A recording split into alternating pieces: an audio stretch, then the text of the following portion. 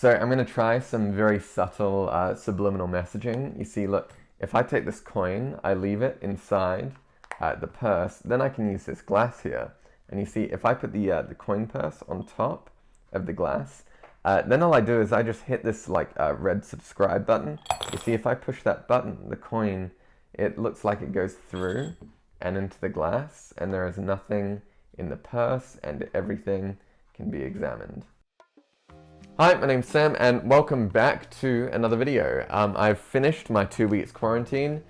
Finally, I am out, I can leave. I don't know how I'll celebrate. I'll probably just stay at home, to be honest. But I'm excited because I finally get to show this trick, which I was kind of working on for a lot of the time over quarantine.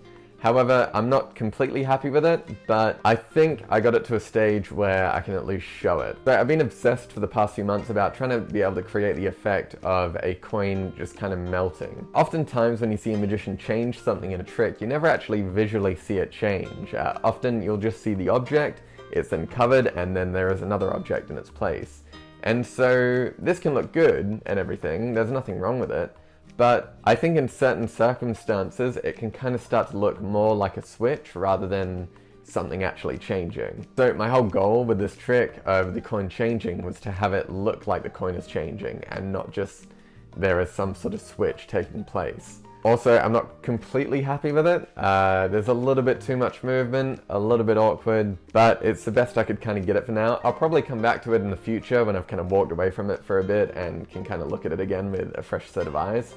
But for now, this is what I've got. I hope you enjoy it. I've just finished editing the video, and when I watched the whole thing back, it seemed like the trick was kind of missing something.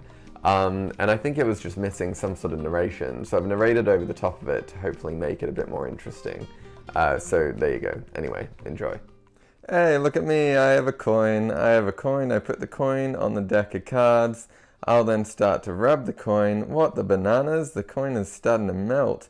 What the bananas is going on? The coin melts away. I wipe the coin off the cards, dribble, and then plonk. So that is it. That is the trick. This went through quite a lot of different methods. I eventually kind of settled for making the change happen on a deck of cards, but I was playing around with like trying to get it to work with black art and a few other things, but I think this kind of ended up being the easiest and best method that I could kind of think of. And I had a few people ask me, this isn't mercury I'm using. Please don't try and go out and do this with mercury. You will hurt yourself. I'm using something else. Those of you who are probably a bit more sciencey will know what it is. Actually, I think I can kind of say, I don't think I'm giving too much away when I say that the liquid metal that you see at the end is actually a substance called gallium.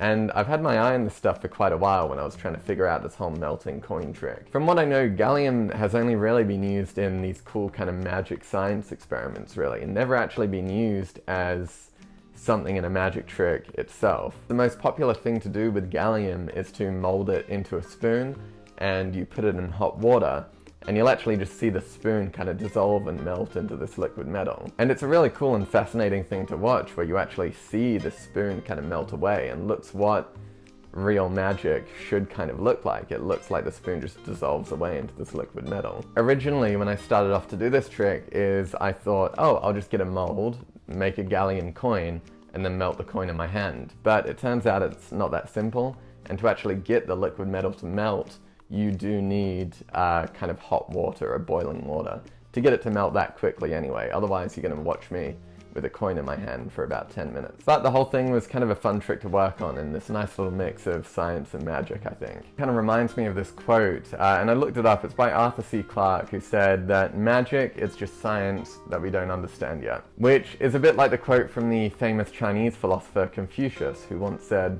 功夫不负有心人. I don't know what it means, but he said it apparently. Anyway, that will be the video for this week. Thank you very much for watching. Tune in next time. Please remember to subscribe and like the video if you did like it. Leave a comment to let me know what you think, and I will see you next time.